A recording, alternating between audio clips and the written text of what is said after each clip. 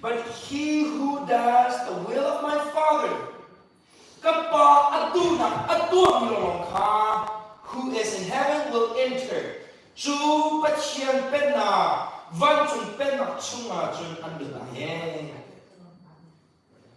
Chun abia van pe. Many will say to me, chun mitaka chun mitam pine kasina andralai anutila ide. Lord, Lord, boipa, did we not prophesy in your name? Boipa nimin in, but him dia prophecy dia kan chikolomo. And in your name cast out demons. Boipa nimin zong in, kachia kan chikolomo. And in your name perform many miracles. Nimin in, nimin tonak in. Kamu harus cinta pisong tentua kolomo tien angkilaye. And then I will declare to them, and sinatun, to him kachulai, I never knew you. Kanteba nalo, depart from me, kasinikalu, you who practice lawlessness. Suara atumigil de kasin kaldi katinamaye. Kahikahin, He's Jesus Christ actually there. Ma biar alam terbijo. Kasih tang terbihe nang makne nai dini asilo. Krine nak rintan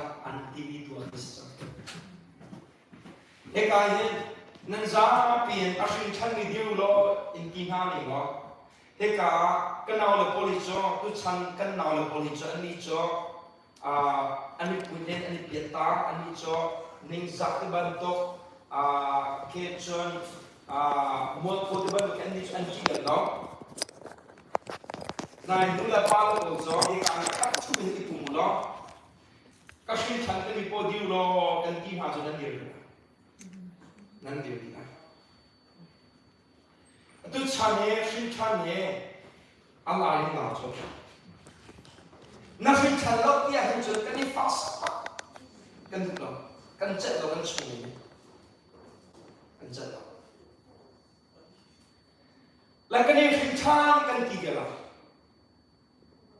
Nai shin chan tu mi hin nang mana nai tiro na shin chan misi lo. Patiya na shin chan kan tiro tuan shin chan misi lo. Nang mak pakian nak selaw, nang mak bacai nak selaw, patian nak le, patian bacai nak si arwang jo fintan nak jo patian dia si nang dari selaw. Nang mak ni nak kau misal, nang mak ni nak ducan bawa kai fintan lain nanti kau. Patian kalau ni duit adun lo ajon zain tikmanin izom dan lo nak fintan kau ni.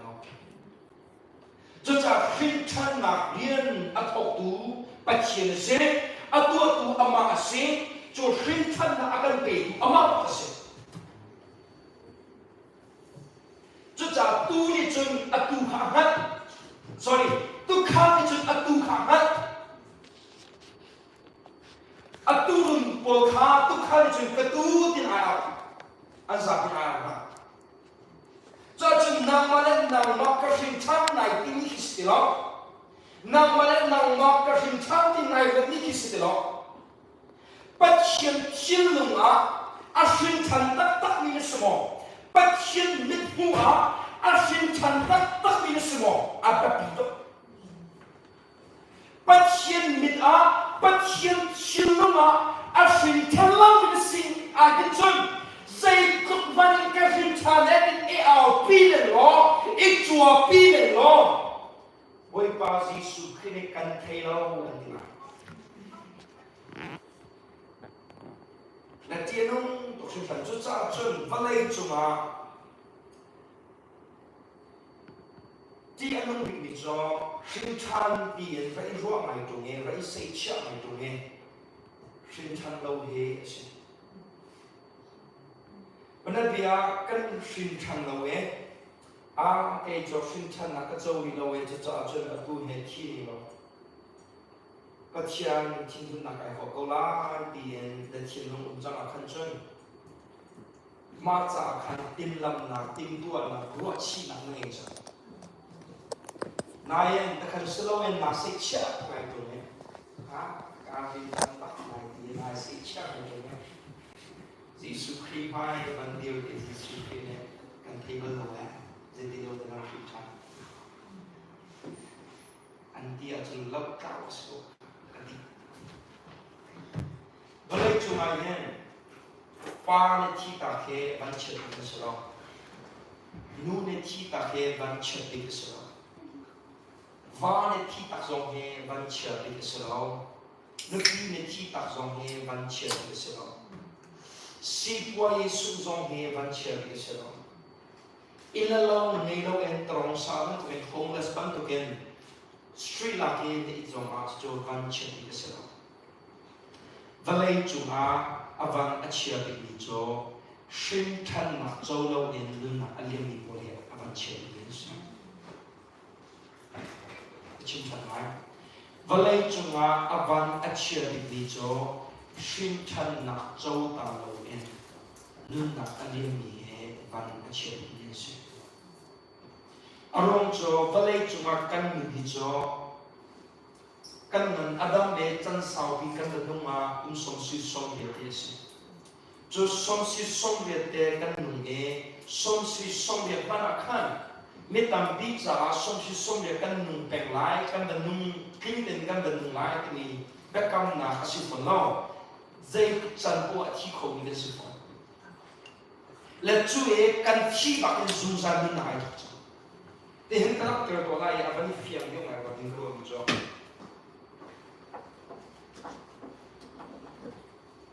si fa ka ko me ka ba khu ba ye si si te ko chu ba la mo not like that.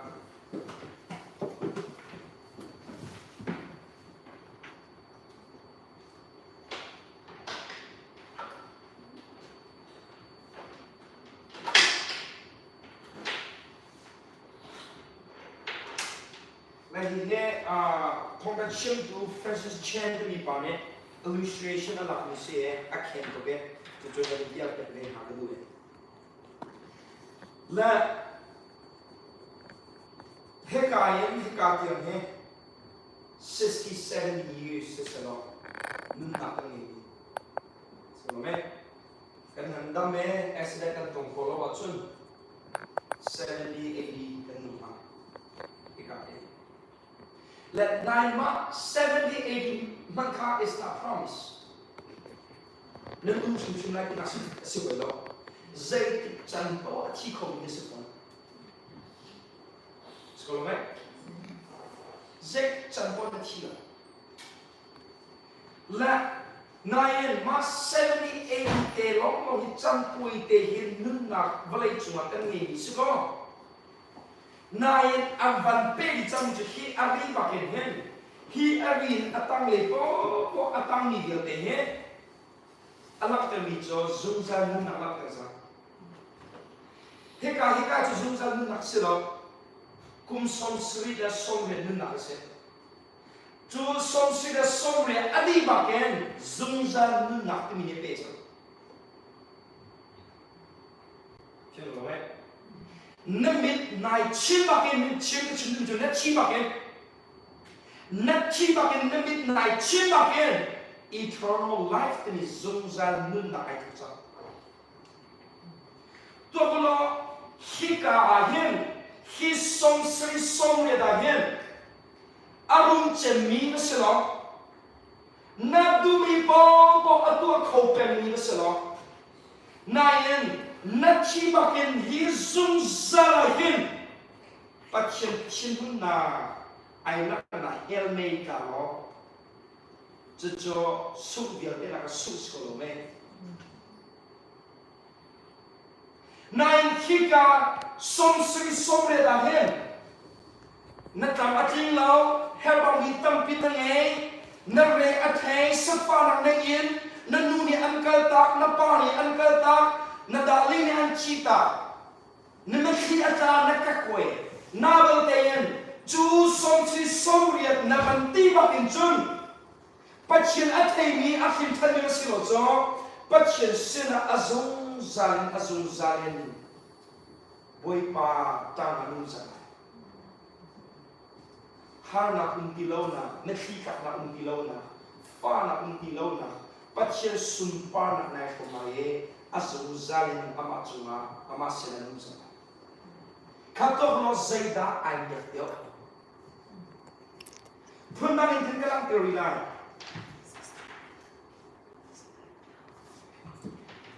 illa lo ngay lo tron sa dir bun khe ka ya tron sa illa lo ngay lo ma ni an tun phone with you se chu illa lo ngay lo le ma tun mi dir bun khen lam me ya lam ko ni you se chu dir bun te en khon sa ten kum khat rum khama e chon anu be ga narum chem I chot khimo na du deu na thi deu lai aselawada arum chem ti mun si khom sam te na ta adong ka lambe ya chot na du deu zena la china zena china apakah namanya china medina film kau ini tu jadi mana yang akan hilang jadi cing di sana. Lalu yang itu ni jolu la power le ma. Atu hit cantuin te kan ni ayen. Sefa na kete na seban tu han ban tong ko slo. Makan liu te kam na kan chong chang hin chun.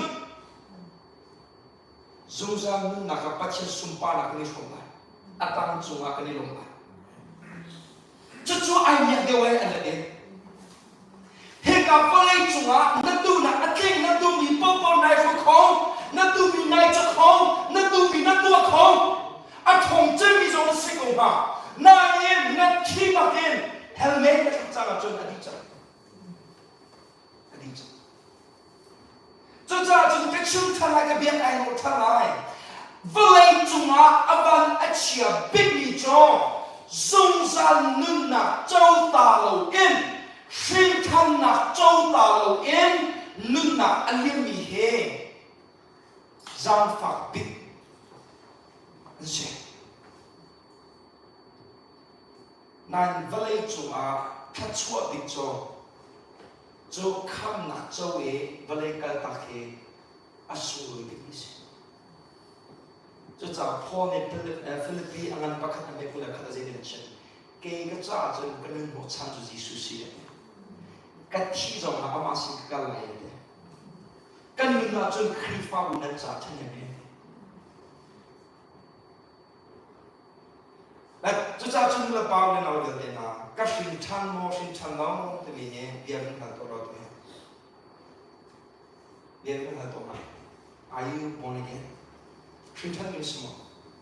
We kacau krifa we berkata Bible study ketua. Bible study ketua nae. Kacau kalau zonua nak tak kena nae. Mi pakat kalau hel akan lain zong ni kesian lalu sah. Hi kam nak thong thang hi kau. Three times nak hi kau ni mak. Arong tu kan sah biar three times nak jauh biar sebab dia. Cuca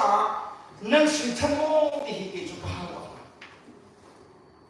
là chụp Bible study cái tôi là cái chỗ anh khi pha bút đi là cái bắc khăn đến cả hàng này sinh thân là cái chỗ chẳng mô cả hàng này bắc khăn một chỗ cái lệ một chỗ sau này cái sinh thân là cái chỗ sao sau chân dây tiền đặt sinh thân là cái chỗ sinh thân là cái chỗ nào để khác sharing cái đó không mà tôi đặt zone để là chính không mà mô cái Thang kang akan nak umeh cun lewat cun revival atau umeh cun revival atau lewat cun he tin an lam cun an lam nak cun kai pai ge he kelam be kan nikul cun kelam kau nak cun apa kau cun tu kau nak cun lam bagi kau nak cun betul oh tak nak cun siap cun Bible cecang pakai bini cakap tu bantu kamu nak cakap mak tu, Bible cakap cuma umur baca tu, Bible cakap cuma kacang ni, kacang lewe, saya jadi helan tak. Lalu kaya nanti dia bezong kamu nak kacau ni dia mulai là châu được tao không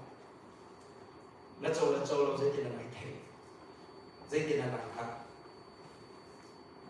về đến thật không. How do you know that you are saved? You claim that you are saved, but how do you know that you are saved? How do you know? Adam. Là tu văn dâu sờ cái căn dâu hắn đấy à, sinh chân dây đã sờ thì căn dâu nó sao hả? Ông chủ sinh chân dây đã si thì căn dâu khá là nhẹ, dây đã sờ thì thấy cái gì à? Ông chủ dây đã sờ thì mình chỉ là khăn cái sờ thì cái điều gì vậy? Cái chim thần lại, sinh chân sờ mi khăn cái sinh chân hóa thì cái điều gì? Cho sinh chân dây đã sờ thì mình vẫn biết được. Apakah nakah krifa sihir fintan selo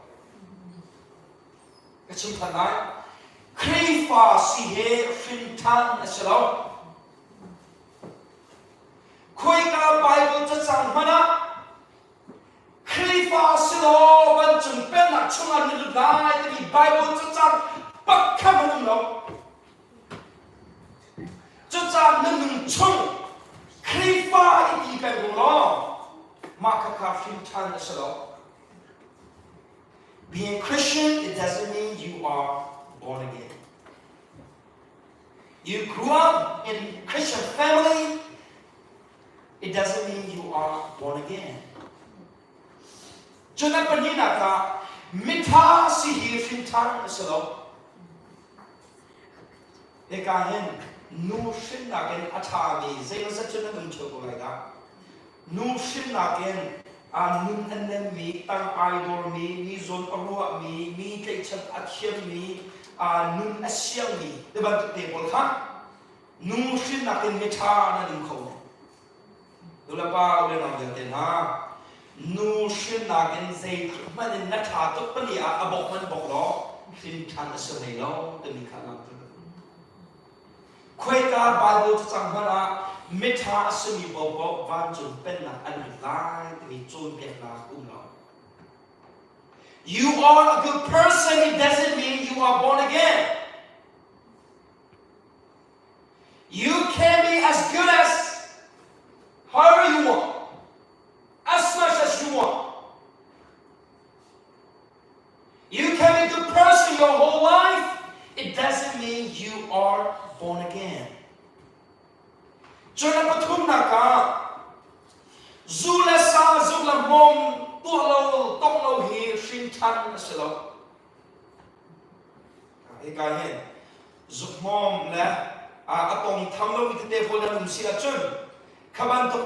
asumi tế bol khát chân tam pi là chun. Kan ma credit cái tế cái van chun akai ding phun cái này. Nula pa ulan na liya ten ha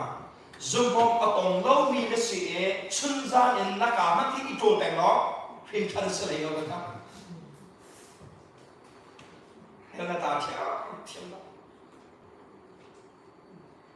chun pum fel hi phin than se lo na tu chum po ipum pat pum fel hi phin than se lo John Chilha Chokabek fail here in town salo. Chilha Chokan do Sapelo. Nashun Tapi Nakasalo. To Zong Jo and whom Bible stuck and so. John Krifa La Pochians of here in town salo. Can like Milaka Zolo, La Tara Chopper, Jamo, La Potia, can cut him from a Jamo. La potiam lo long sala khoai potiam te zong tam bi kan shop chela mang chua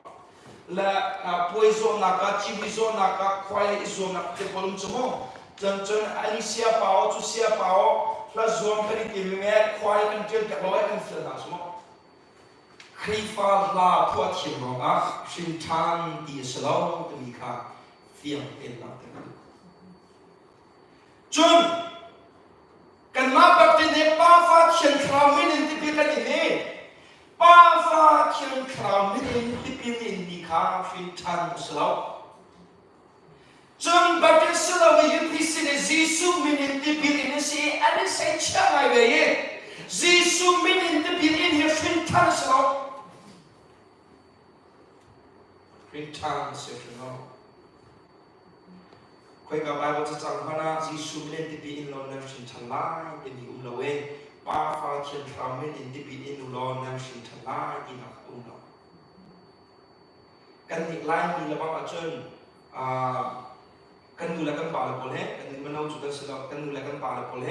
ไล่เลยจนตามเด็กจอชินชันร้องที่ปีอินอันตรงจบอุ้มทิ้งร้องตัวที่ปีตั้มตัวนี้อันอินจบอุ้มทิ้งเด็กทิ้งซากุมกุลกุมกษัตริย์ตั้งบาลปีกษัตริย์นุ่งอับปีกษัตริย์พี่อันกุมอัดทิ้งเมตต์ขั้นที่ปีติ้งเราจะอันนิ่งสังจบจะจ่อกุมทิ้งเมตต์สังเองมันส่งหังดิ้งจ่อมาเลยดิ้งมันส่งหังกันดิ้งเมตต์เราเลยช่างกันเองเดี๋ยวครับมีใครขาเราไงสิจ่อจะรอขั้นกุมทิ้งร้องบักติเกิดกันและที่ปีอินหนักเป็นคำหนักพี่น้องจนวันเป็นที่ตัวนี้จ่อมีบงชักเขามีบงชักเขามีจนวันนั้นตักองค์นี้มาวันสุดมิชาแต่มีช่วงที่เดียวเลยก็สลับมิชาจนมีบงอันจ่าขันและมีบงชักเขามีจงยังชินทันนั่นสิ่งที่น่าสลับจนวันเป็นรูปกระดูกนี้จ่อบาบูเสียงดีและพาสตอร์เป็นจงยังชินทันอันสิ่งที่น่าสลับบาบูเสียงดีเพราะว่าชินทันมีอะไรเรื่องฮะจนบาบูเสียงดีเพราะว่าพาสตอร์กันหลักไล่มีข้าเราเลยฉันออกตัวเองกันฉันขอเล่านะอารมณ์ตั้งปีละเกอาหารบิดประคัตอาเกมิจ่ออาหารฉันเรามีบาบูเสียงอันดีตั้งปีพาสตอร์กันหลักไงพาสตอร์กันคนเดิมไงอันมารวมไล่มีข้าเราเลยอาการหันออกตัวเองกันหันเดิมมาสิครีฟ้าบุกันที่นักร้องสิไล่มีครีฟ้าบุกันจนpastor qualification จ่อ Bible study school จ่อประคัตpastor กันหลักล้านปีเสียจน degree ไม่งงก็มีค่าประคัตนักการเชื่อดูแลป้าเวลาเราเดินเดินมา pastor อีหลักติดกับ Bible study อันที่งงก็มีประคัตนักสลาวบันทีนักดูเสียประคัตนักจุดอาชีพฉันงง Bible study อันที่ไอ้แบบอาชีพฉันดีนักสลาวสักอาชีพฉันตั้งโลกขับปากครับเฮ้ยมาเลเวลเชียงอดีตสิลปะมาหินจนอันนี้เราเกิดมาแต่วันเดียวสิลป์จน pastor ทรงเฮียชินทันกันสิเราเอง all pastors ministers we are not born again we are pastor it doesn't mean we are born again we are minister it doesn't mean we are born againจน pastor นั้นพูดนะก็ตัวประเทศที่ทุกอันสิ่งในโลกประเทศที่มีอันสิ่งในโลกเฮบรูกันนั่นเท่าไหร่จ๊อ Facebook อะไรแบบนี้ครับนั่นเท่าไหร่เฮบรูกันเฮบรูเนี่ยไว้ขัดจากวิดีโอกับผมเนี่ย CBC สิกันเปล่าแล้วก็ท่องเที่ยวมาฟักเรื่องท่องไหนฟักแล้วประเทศที่ทุกมีเรื่องนี้ประเทศที่ทุกจุดเชื่อมวงเชื่อวงเผามันอาจจะลงจะเชื่อมได้ดีนะอาจจะที่มัน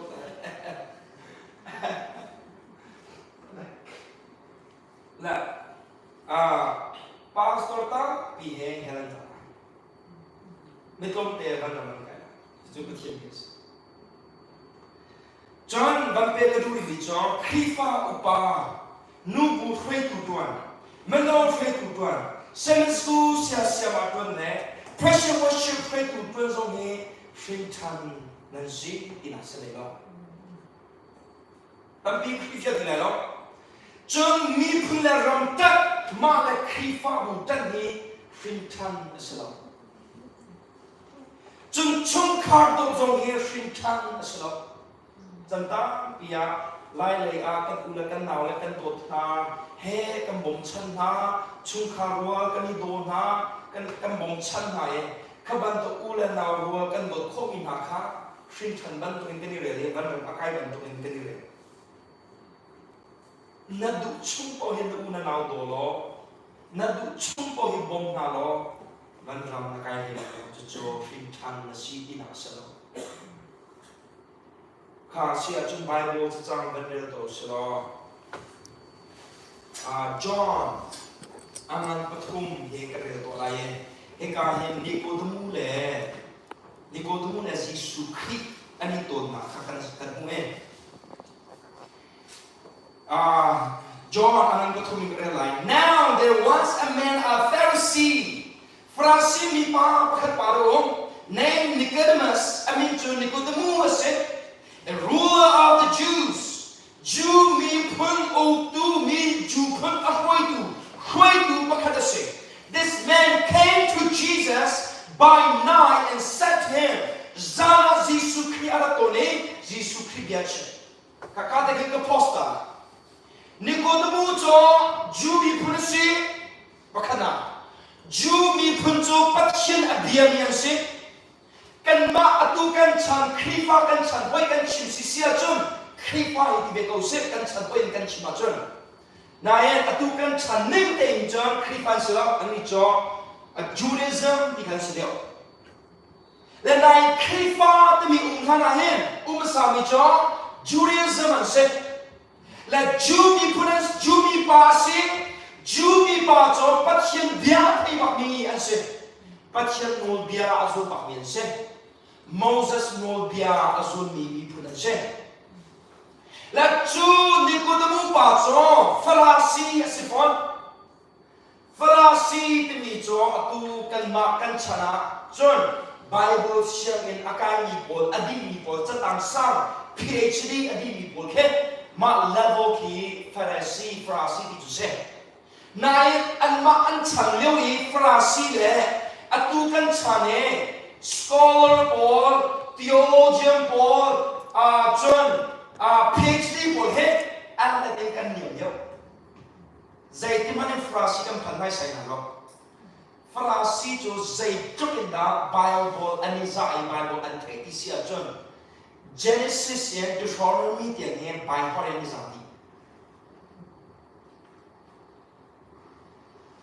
และอันนี้อันจาก Genesis และ Deuteronomy คือ Torah ที่นั่นนะอันนั้น Hebrew เนี่ยจะจาก Hebrew Bible ที่ส่วนโคสิมา Bible มาคือเฮตินชุนซาลินอันโจเน่อันเรียลอันนี้ Bible เอา theologian และ scholar และเอา PhD มันเฮ Deuteronomy Genesis และ Deuteronomy ที่เห็น Bible เองลงขัดมันปัดลอยไก่ซาลาที่จะขัดมันได้สุดเนาะดูกันชนะเชื่อขัดปาสโลแล้วบางช่วงเอ้ยมา Bible จะจังอันนี้จะมีเหตุชัลเปรุสลาให้มาที่นั่นเนาะและจุดที่เป็น Bible อันนั้นมีป่าอาศัย Bible อันจงมีป่าอาศัย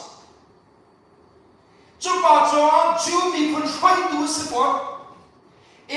จุดป่าจงซานายิสุคริสต์นะละเบหานักสุเสียชุนรักเราเจ้าซานาละสมัยไหมอารมณ์อุ่นจงนิโคดมูเนี่ยเซโรมาซานายิสุคริสต์ตัวอารมณ์จ่อฟาราสีมีพุทธเสียฟาราสีเสียจูมีพุทธเสียอันชนะจนฟาราสีมีพุทธจ่อฟานอาจอยมีเคลียร์มีเสียเมทาเมเฟลเมดิงที่อินเรลมีโนเบียโจเปียกตัวเสียจุบันตกปาเนี่ยนาซาเรขวามียิสุปุ่งสลายเดชิมชิมาจนจะตั้งอันเอโรมียิสุขบันตุปาชุนลายบันตุนดินข้าอัตย์ขาเจียตุลามีเนอันสวยสักละมาจากขันชุนนับตุนนำโดยจานอาทิตย์เดนต์จานอาทิตย์เดนต์ตัวนี้เบียร์ชิมิจอราบีที่มีส่วนลำจอเสียที่ส่วนลำเสีย We know that you have come from God ไอ้การเห็น We know ปัจจัยสิ่งอะไรที่สกัดกันอินเทียอันที่กันที่มีฟังมาWe ส่วนลำจอฟาราสีเดียวแต่ที่เห็นยิสุคริสต์ปัจจัยเนี่ยทำมีสิ่งที่เขาเตรียมเป็นอะไรและปัจจัยที่เขามีจุดเปลี่ยนตัวนั้นเสียอารมณ์จุดนั้นตัวมีเชื่อสวะเห็นปัจจัยสิ่งอะไรมีสิ่งที่จุดเปลี่ยนเป็นกันมาแล้วจนปัจจัยนี้ปีมีเปล่านั้นเสียอินเดีย avanti ba kan so no verse 3 apane verse 3 achon biala lam ning te chon jisu khine ale haum jo ni ko demu na ma na chimi ma ke he patchen ni khami to ko si jo patchen ni ungki ni to si jo ke messiah ko si jo na chimi na ma he nang he adam pharisee na lo he nang he na khai de ko he avanti di set biala lam ning te chon ko lo me bana dia nei chang mo kan dia chon ke chang na ki so jo nei chang mo kan ti sale le nu pi se ga lo ti ta kala ka sa ka bia dang sa sa ai sang lo bi bia se si ko lo mo le he ka yen ni ko de mu ni jisu bia shi bi ai da chon jisu khin ai tho yin ale ni bia ai da bia dang bia le ale ni jo Jesus answered and said to him, truly, truly, I tell you, unless one is born again, he cannot see the kingdom of God. Bata tiền ni ko bu kan chen a ho man ti la kara rin chan la wa chen pat chen pen na ka hong lai dau tiền Giêsu Christ ne ha ni ko de mo ne Giêsu Christ se da chi bia na nge Giêsu Christ ne ni ko de mo bia lai thai nai ni ko de mo ne Giêsu se ne a chi bia ka Giêsu Christ ne se wa sa Giêsu ne a se wa sa de bi cho ni ko de mo ni a rin chan ta tak mo te ni ka se wa sa Hika yen apakana kalang terduhi atuna ye Bible sheng kai po Washington Salon pastor ton po Washington Salon tini kecil ni zon dia kan kia than no hika yen ni ko demu ye Bible sheng akai ni no bia achong ni patchen bia athai ni shui tu ase nai shin chan zai ase ni thai so za chen Bible sheng kai po po a Bible phat po po a Phim Than Shalom. Lai mi chêu khát nạc hen Muslim bol he kan Bible an thei dio an han dio kan Bible hi mo Muslim bol he vai te be na che an in thang nan ma lai ke ma nạc hen Bible kan re ni Bible an thei dio Bible thei po or Phim Than Shalom ka he kan Giêsu Christ a dia cho unless one is born again of man as we tell about John, he cannot see the kingdom of God. But him benak of who I know it. To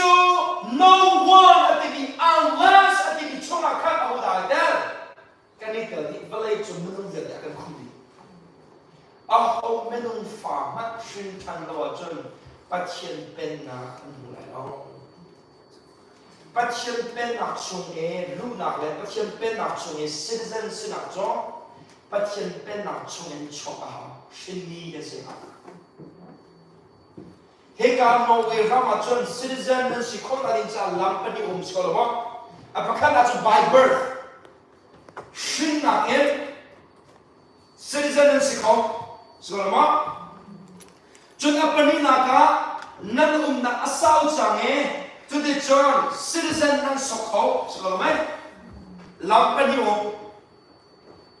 na yung pasyente na tsumatsun lampak long shinchi na long yung pasyente na tsumatsun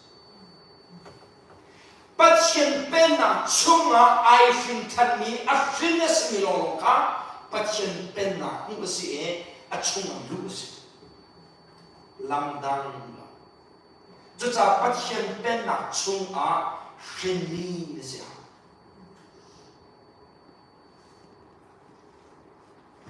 la ni ko du mu ne shin thang kha ai chang lo to ge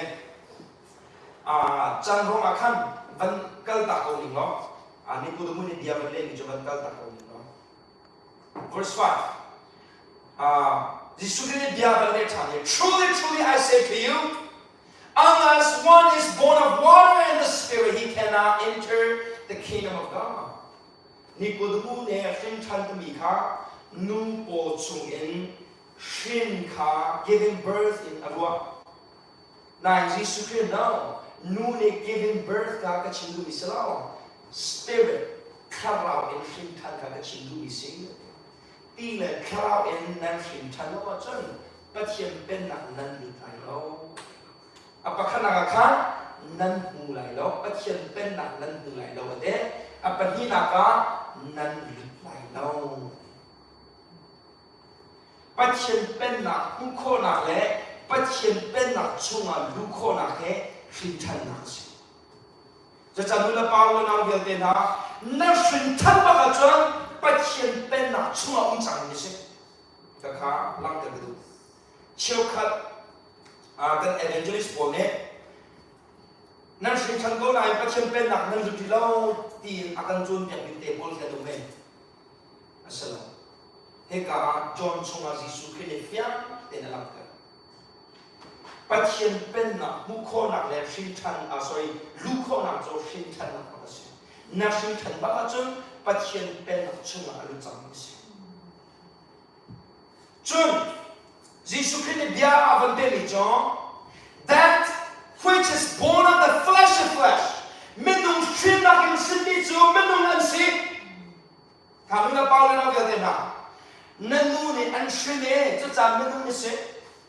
cho cha mi pa tin au ni se mi nu tin au ni se na pat xian fa tin au ni se na din cha pat xian thian khrao ni shin than na pat xian khrao ni an shin na ma long long a pat xian fa nai cha ko lai cái chiêu thật vậy nên cho số lại nanu ni an shine na pa nanu le na pa ne ni shine nanu le na pa cho menung an se cho nu le pa menung pani kha ani ko me cho de chun nang ma na chwa ke mi nu de na chwa ke mi pa de na chwa menung na se pat xian fa din out kan sina kan si khona din cha pat xian kharao in shin kan tao ve Pathian kharao in shin lo mi bao bao cho pathian fa an salo pathian fa ti kan salo cho cha nu la pa ula na gel te na pathian kharao in shin lo mi bao bao cho a hau phat pathian fa an salo cho pathian bia kal ni se those who are not born out of the flesh born out of the spirit you are not a child of God. John Pathian fa na salo pina Rome ang preso la ma John Kri Karao ni lo mi ju Kri pa salo adine fin tan ju ma Kri Karao ni kasi ko a fin tan lo mi po jo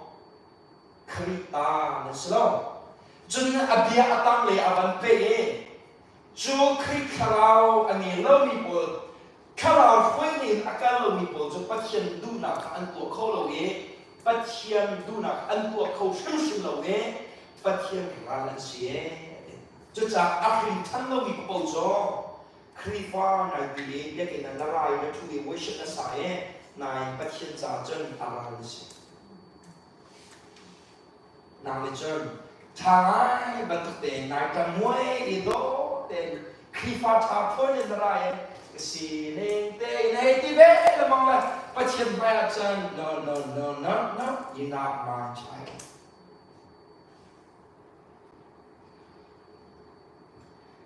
that which is born of the flesh is flesh and which is born of the spirit is spirit menung sinning shini to menung kan say karao shini long ka karao fa in was be so to the bar the now Nothing turns on more. Nothing turns on more. Nati in my hand. Valet in the back in my hand. Nanduna alien de la. Zisu kri maya nadiu de la. Nothing turns on more. Nothing turns on more. The chain and I for de la. Kapucho. He cantar de me. Cantar me. He cantar de me. Zaitin da fin tan na ka chau lo fin tan ta si sila ni thila ni ka zo chang ne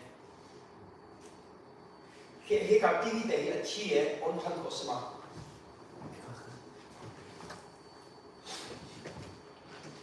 na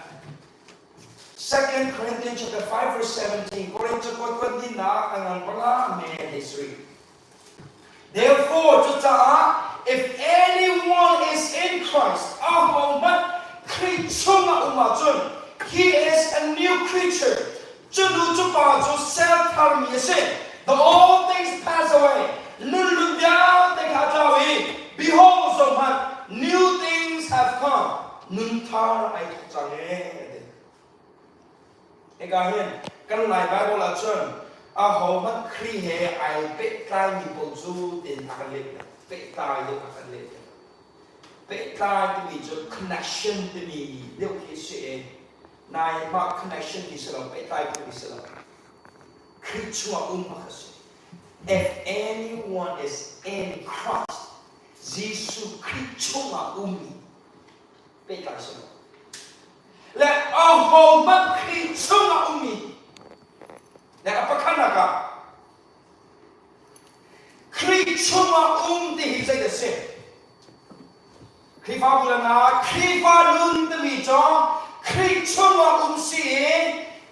khi chuma kamu kalu ni, khi pha kan chuma về. We are in Christ, Christ in us. Yang ngerti? So Christianity is about we being in Christ. And Christ being in us. Cho Jesus Christ to mi cho say that say. Jesus Christ ho minum po da lom. Jesus Christ ka boy le come to a chau e. A chau han e. Jesus Christ he ni thok en ka boy ba se. Ne ni thok e Jesus Christ aka come to a se tien. Zoom na in a châu vàng mi ha Jesus Christ chung e umi chuẩn se. Thế cả sao này đi xem chân cái cho Jesus Christ cho bôi áp cái lạc trăng cho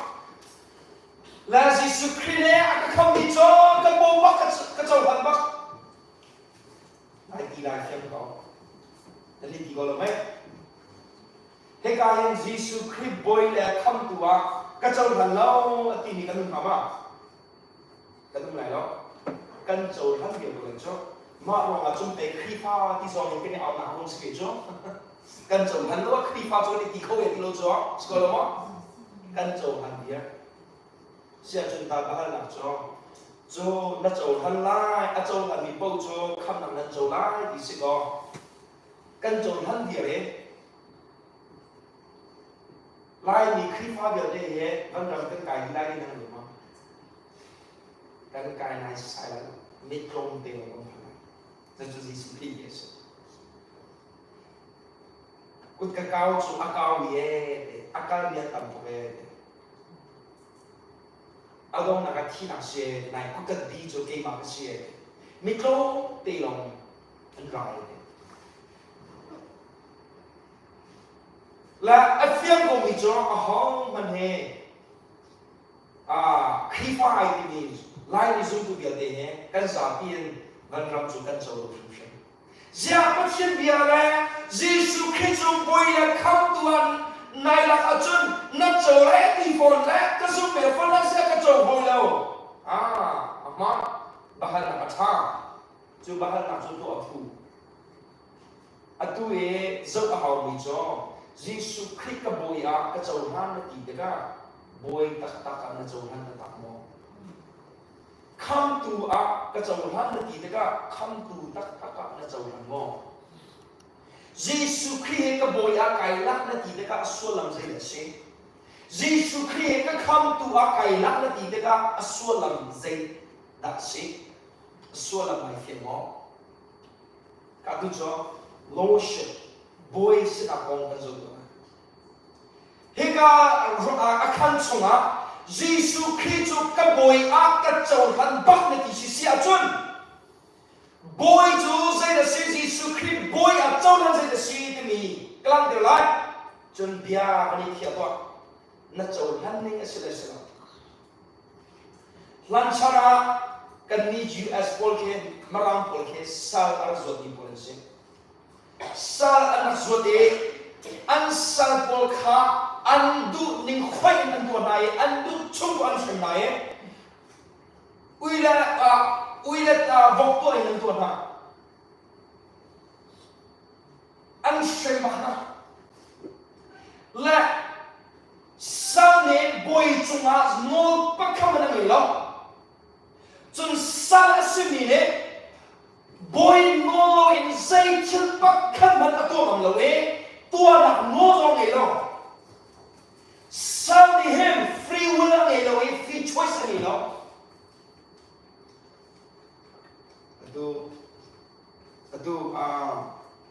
adu kan chan tilon ni chon my body, my choice, my rights, human rights. It's all about me, my, right? A slave doesn't have any choices. You got that? Slaves, sal asitangine, du china pakamalinge.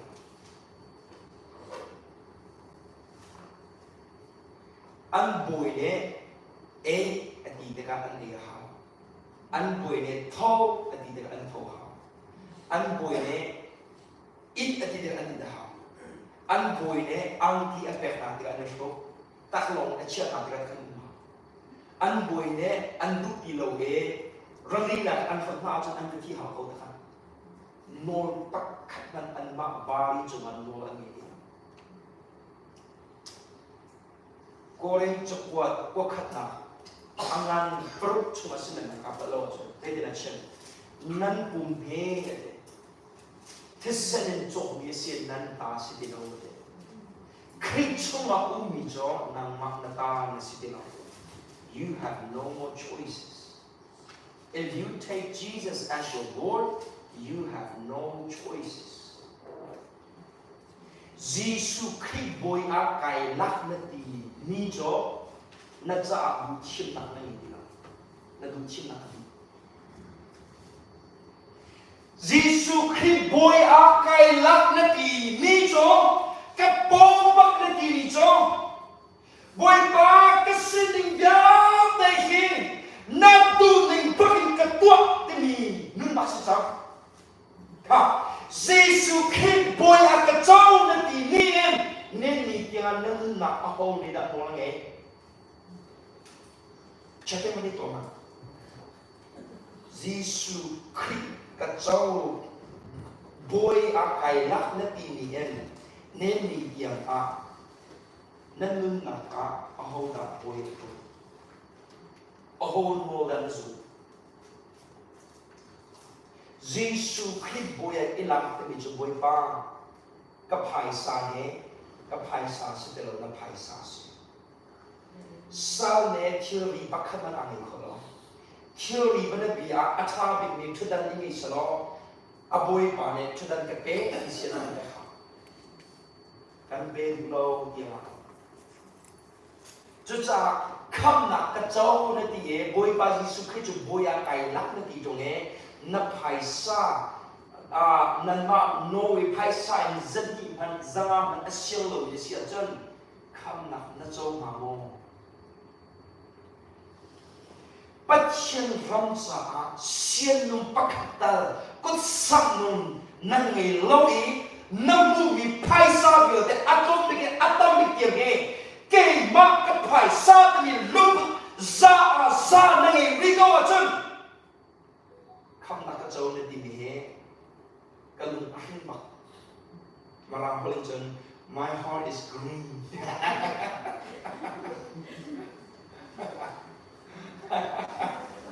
Oh, it's pretty good. Because we're in the store. Green color to green smoke. Kalau makin pak. Na fala dia deh. Na waktu dengan sinha setting mana tu dia apa? Patian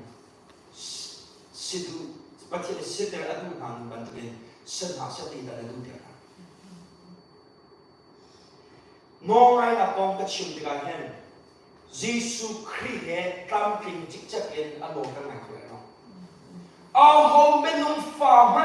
pathian no camping den ka na ko lo balai chunga camping ke Jesus lo se cho cha boy ba Jesus Christ boy a nai la ni kha camping den ni dia alo nai be mo mi kha ka ba han aslo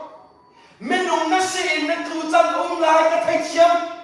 menung na siin ano na ngai khol chalung nai ka thei chia nai na chunga chu Giêsu Christ no ngai tu na nan ngei mo nan ngei bal mo na chunga Giêsu Christ no ngai tu na pal te mat asham thok te yen nan ngei bal lo e asham thok te yen kei mak ka phaisa kei mak ka chova ka fale an si ka ling ka lo si ka moto si ka nunna ka si ka pum ka si a human rights kei mak ka choice ti en nak khat ti chi cha ko han chun shin chan ni de si lai lo ti ni jo za ka chilo na kholo na hen som de phong cho ti cha sa ti cha sa cho cho boya ila ti mi cho so la de se boi pa kapum stila ka khao ke ma ta stila ka chowa ke ma ka ta stila ka fala dia ke ma ka ta stila inalo he ke close stila ka moto ka ta stila boi pa nang ma na ta stila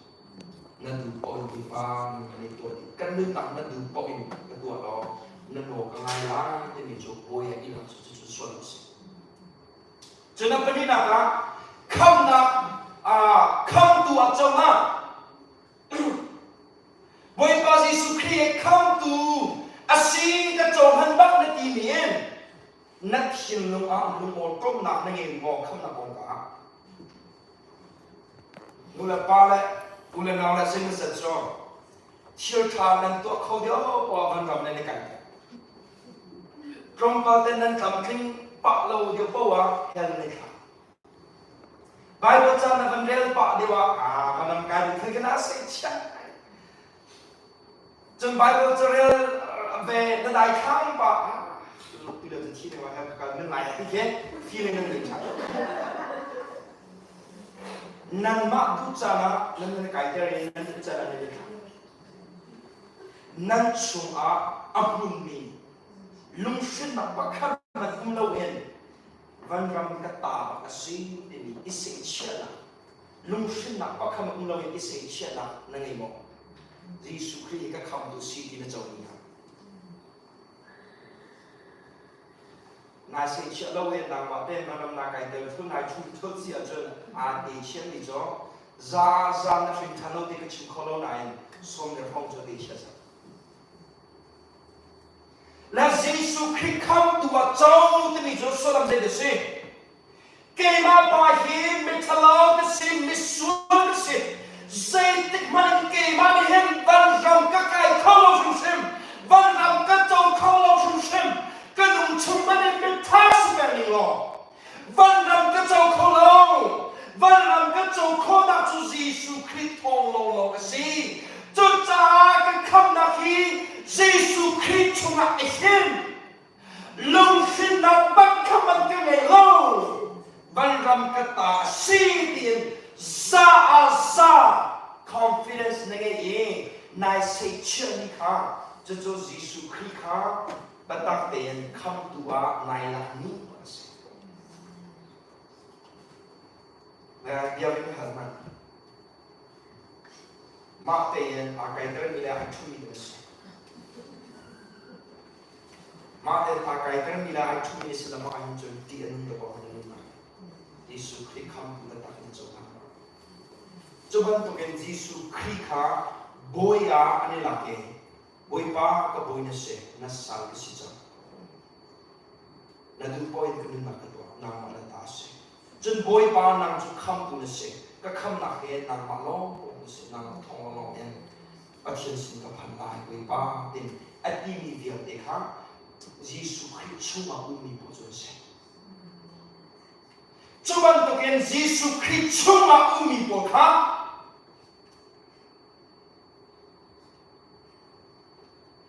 Anh ấy làm khó không? Anh xin đừng kia là sẽ không được. Anh mắc kia là sẽ không được. Anh mong cho anh muốn nạp khá anh mắc ta sẽ tiêu được cả. Khi đi ốc chẳng được cả ai không chẳng.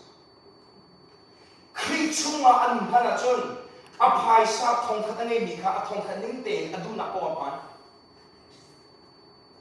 anh ange mi thiri dia de ka tu na po to adu ko ya to nan khri chung ama lung jang a chun thong khat ange mi kha a thong khat ning te yen ama cha long te ai ki lo o hi da ni jo ui pa ni kun ni pe kha la o hi da ni jo pa khim ri kun na kha kai ta le la o hi chu pe ina kal bi la te mi khruwa na ni jo an lun na ai na jo Nulapa ulama ten ha nun ai na mo. If anyone is in Christ, a home creature umachon, he is a new creature. Mitharasi tinaksulam se desen atu mi ai lang sa, medang pi ai sa. Benda dia ke he kan sun la kan thar he ai lang. Ke he kan tambal lewa, high school kan kai lewa. 21, 22, 23, sorry. 20, 21, 22. Kasi liu hong hang ahem. High school ka na kaya. Jun liu wa jun. Kada fin chang na we. Nung nga kong he ka huwag. Ba thiên kong chay nang chai. La ba thiên kong chay chu say la kai to la ka chung ma ya ma ba thiên kong chay. Ka siêu sa la lo. Này nung nga kong chay to ba. Hoy la pa ba ni to le. Man, that girl is hot. Di ba ba ka? Kan wa ba. Nung nga fi kan tin ba. Nang ta na chay ko mi zai da shi. Na tai ko mi zai da shi. John, kan krifa bua choir da chon beng si ko. Choir hen nung nga bây giờ là chọn nung ăn chọn ala chun kal gam ko melo ke si ka ko melo nung ăn chọn la kam dan chọn la di sa chun ko or mi ha pa na de ba chun ka ka ko di no na choir ka la ka chen nung ya da nung ni cho nung a lo de se nung mi long da ra we pa chen tu na se na ka chu ma no就快个钟我钟哎，个钟不，不个费我费了都咋定的那个？哎，把天都那个钟不看那个。哎，film chat那个钟把给，这边都弄啊mi dong de la mi tan ba ka so, karo ha ka ki. Mi thal ka so. La creature ong jang mi jo, 这边都nun ai can用。If you are in Christ, you cannot be the same person.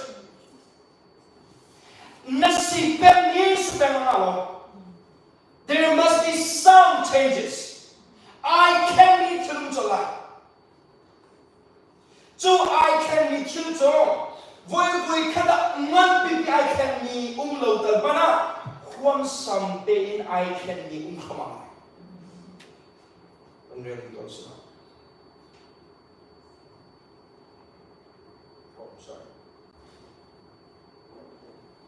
Zero I can be certain. So Jesus Christ trong mi bộ trong, bất hiền ni thiên tha ra cầm bé, bất hiền ni khao tha ra cầm bé, cho lòng sơ ni bất hiền ni ăn khang rau ra cầm bé. Căn thiên long ni minh long ni ra ngày ni thiên long, bất hiền du na ăn ngày ban long ni thiên long khá, bất hiền ni ăn là he, ama du na thiên long ra cầm bé. Cho cha ama cần chăng là chun cần khua bị chill ai làm chun. Hôm nay cái lăng cái là nuva vane achin nung kha ka dang nung a pakhat sena chang a chun anu pi dia a chon dan a tri dan ai làm chun. Arong achin nung kha ka dang sa nu dang pakhat le chin nung la la. Chumi ban token kan ni zong khri ne thilung thar akam pet token kan du mi kha kalai thil kan don mi kha kan du ya thil cho pa thil du na ti kan ni cho am perish la bahana panin to ko benin tu na ka khrin thar ti ni dal de bahana to ko benin tu na apakana ka bahana to cho na desire na mi chu na du na kham na ka chau chang ka rin than chang na ti ni thokin na du mi thil a khamo bana bia na du mi thil ki boy khana aza pi a thil ko lai lo bana bia balai thil na du mi phun sha salo a phun sha ling pi ko cho lai lo boy khana kan pe thiam nai chu na du mi phun sha na te chan ni salo chu phun sha chunga chun phun khat ta phun ni ta na huwa mo adit wol ne California wol khifa bu bakhat ne khifa bu crusade cha ko some wol ne yekhai no ne ta te ka khani ka sena sia Levi ani chu ko hol ka chile la ka te ni chu ko ni sia Levi ke chu agate Buddha Bata ka sinu wa hen ate ka tu ba mi chu phai sa si phai sa ka tu lo phai sa cha ba ko nu te chu cha he in real long te ba ko tu te real man chu two jobs ka tu te phai sa bu ko na lam ba ko chu ko le la phai sa chu chu in ka tu te na yen Jesus ka chau hua kham na ka chau hua chút thuộc cái phai sa bị ao mình là phai sa ăn uống mình chú nên thì phai sa bị đâu Jesus cái đúng rằng nghe chút thuộc cái phai sa ăn uống mình luôn khá ăn uống nghe riêng bên đi cái đôi kiểu ấy ăn uống cho riêng bên đi cái đôi gì này akan cenderung untuk ikhlau li karena kang follow cho tu he rian apa ni ling te en kai phu atu yo rian lo in kum atu ni kharau le tha san kal chu biak ina kum na ka khacham na ka he in bil tang kala chu kha to ko mula pa ma ka te an luna Buddha Bata ar sinyo a phai sa atu tu inu kha Krit a châu ni cho Krit a du phai sa mi ang pi kham nang ta kham na ka châu na ti mien pat chen du na mi mo pat chen du mo to pi kha do you desire God? Do you love Him? Ask yourself. Well, as a human being, I make mistakes sometimes, and I fall for something, for some sin, I understand. I got you. I'm not asking for your perfection, right? I'm not asking you how perfect you are. I'm just simply asking you, do you love God? Do you desire Him? Nakam akin mo tam kin nun ngay mo tinikakan hal na tama ting na na tu chang na rir chang do na patchen na du mo be na do patchen na du mo do you want Him chon apati na ka na go na tin ni akhe mo nun na ka atu na nun mi he na tin ni se de bana bia Rian tu ni dia boleh selai nan rian tuan ni ke ultimate goal nan bui tim ni adong nak kisah kisah nang ma inta ingai na nang ma motor tha ingai na nang ma diriam na nang ma zolong ten kuasa na ding long ten kimosi asilo da o khi cái ni choba ni khateyen Pathian sumpa nak cha ka kan ham velai pathian ve na kai del velai kan lum chan ni pathian cha si ni lum pu da ngai ve afin tan mi pa bo cho kan chilum te a kan lum do chan ni pathian si ni ruwa na te chilum pu te kan ni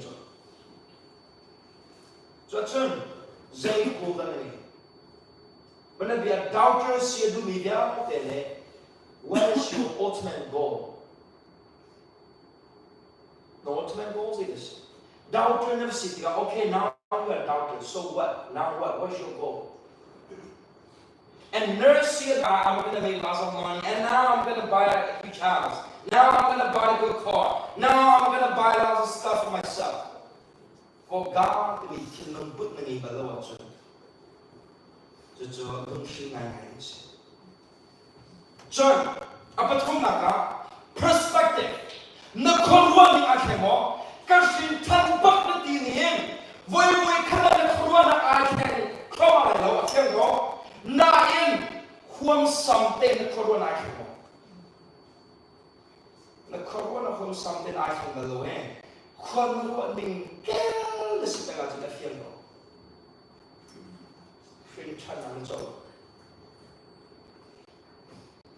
John, apalila ka na thiel tua mi ai nam no. Selo dan na tua pen dan tua pen. Na vi na tu ni ka chin mi selo. Volai le thiel suat na thiel na tua tu mi. Zai da ka chi mi kom chai ai der, mon sa ai der, da du ai der. Lung puam ai der, lung pak ai der, lung sang ai der. Ke ma ti mi lung pun ai der. Kapiate narasitun ni de la kan. I can meet him. I can meet him low end. The more sao, but the pain is sao can end. Yet the banto, then a look at go. Me gong a chay banto, then a chay again. Na look up to a banto, then the look is up can go. Na selling care, the sick was an I feel go away. Come, that's all of him. Kan chân dòng cho anh về cho mọi em. John, bahag kami nito nakakakit. Pagkakakit ka man lang takchang ayaw do you love God? Kami kakamay chimchang eh. Does your heart move when you worship Him? But siyang nabiyate ka, but siyang natangtati ka, natsiyang ajotsang mo. Nakagbiyak ka tayo natin ka kan. Oh, hallelujah, out that kaya otang pibaw eh. Kung ba't sila, walang kakachindong islo, kakachindong islo. Nakul na chilo zong ha, good na beng lo zong ha, tihin na chojang tuklan lo zong ha, patsyan na biyak ka, dahil agyan ng kila sila, patsyan na biyak ka, oh, patsyan ka biyak. Sumpah na boy ka biyak, ina chilong at sulit at cholo. Ma chilong na chulay, pakam na cholo eh. Worship lahi, ladang pakaban to sa somen. Jesu hafung kada isang ba, kasi ako himo mo, be kan chilong apa chilong dilo ato hakan sa ato eh. Si kan kicho, okay, kan pakhe suge haung dilo, kan chilong suge haung dilo. Just chill at job. Praise worship praise is on more. I'm a saga chinzang go. Shin tansel is more. Chill at job. Praise worship for can be taken chin. Let night. Can fakada. Make it chin. Power can chin. But chin sit down. Did not say also.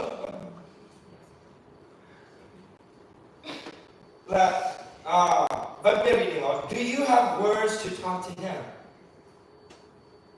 Boy pasyan at the chimney mo. Punangin, katsam na dulo. Katsam na dulo wajan. Kalmasyo.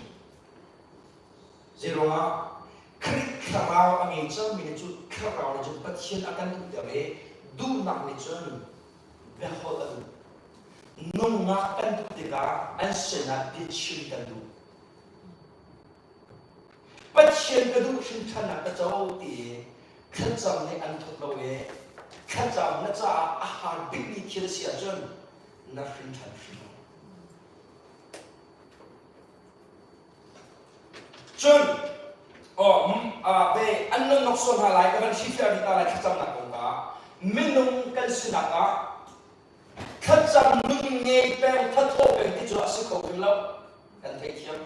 Zay matsana na thala kadir chanung lai, katsam na pumlaw chanung lai kan tekyam. Katsam na buwang pemo, dami kakabahan na sila.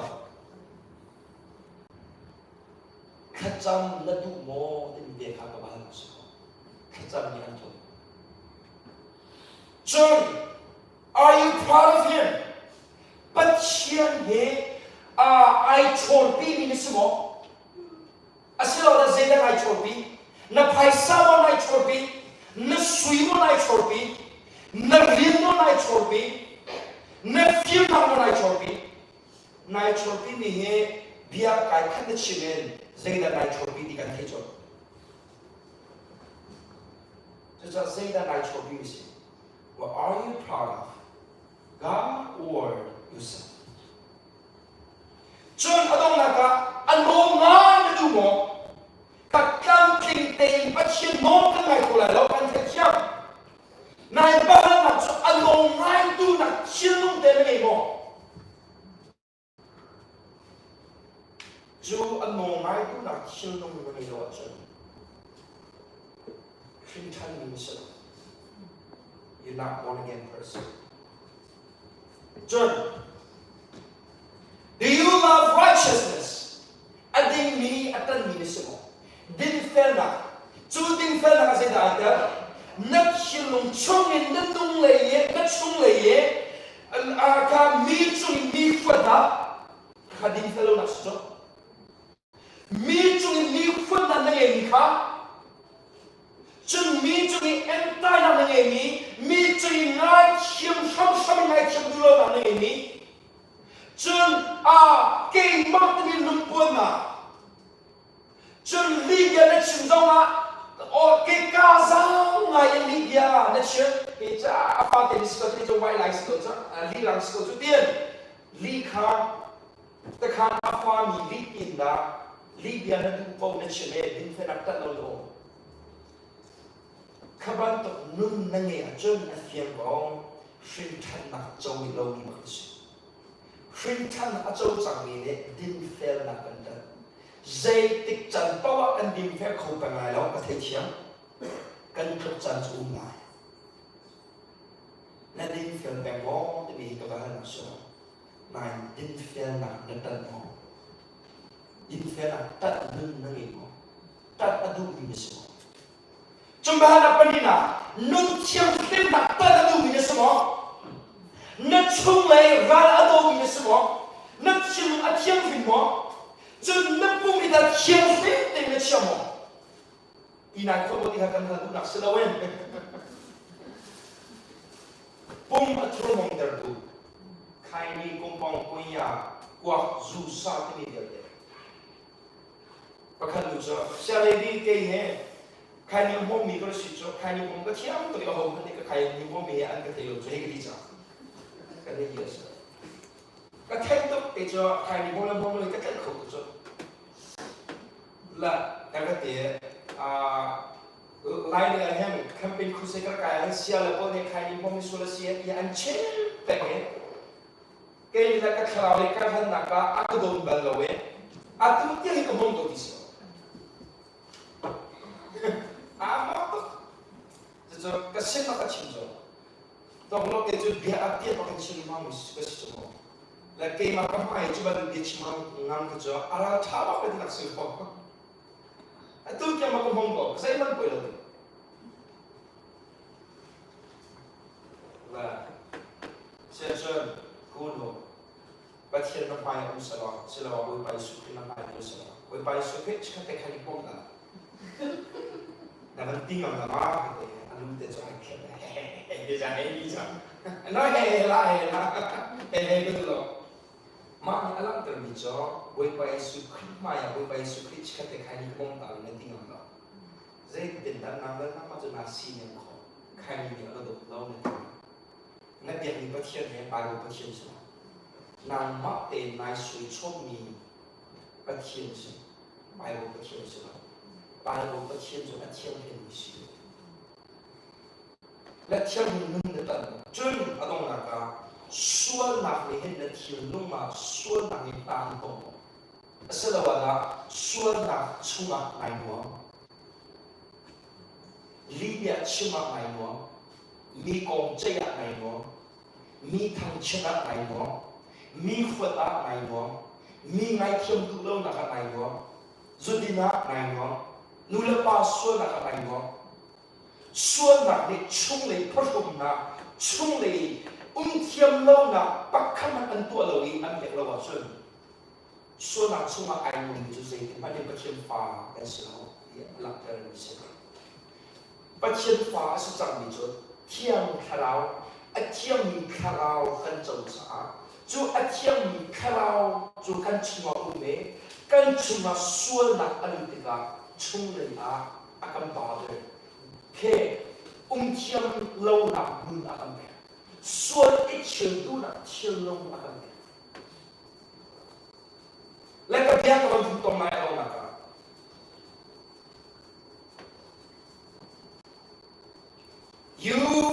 you may not have a huge radical change, but you will see some changes in your life if you are born again. Khi thân là ở châu trọng như cho anh đừng là cả I can cover me, anh biết biết cho I can be cho vui khá là ông ta lâu hả One someday in I can cover me chim from Allah. So one someday come like a joe and the day that do the hand I can be just a put them. They put on lower to creature up with me slow and sell time me slow. Shim 10 minutes slow, but him far slow in house. Now two creek crowd may jump me there, Tim crowd may jump me the but him I can do the way. Bất hiền du na tua du na ka akan shuye kan chunga bất hiền ti sa na kan ba nei chane kan nun hun kha atao thamai nun thara ka kan thama cho shin chan nu jus la tu sa na hi ba ha na ken in din kan du da na shin chan samo are you born again? This is urgency question. Because you can die at any time. He ever be with me. Ipe tu lo dein, ning sa na iposhu na pakam lo dein. Nashin chalo to kashin chalo dein, ta dein na ma api de lo. Nashin chalo din sa chill na to hao na to hao. So chill to hao ko zo, tai su den zo. That's a deserve to Zara in the That's in Tammo. Are you born again? If you're not, then you must be born again. Because one day, you and I will face the judgment of Christ. If you tell how, I won't so. After you tell me, you don't crowd that can but you're far in our conscience. In the only a germ, but here in Tanzung and Laye, I'm a super and a shuma as a Muzali Senegal. African lowly bone also at the Zania the Donazan Sisola Judi and Zunza the Jane in the end. It's a Bia of the line, to Zanga Chomil the Banga now, yeah, then the Jona with a catch of set. At Santo Bodica in Furia, now I'm going to take him as a couple and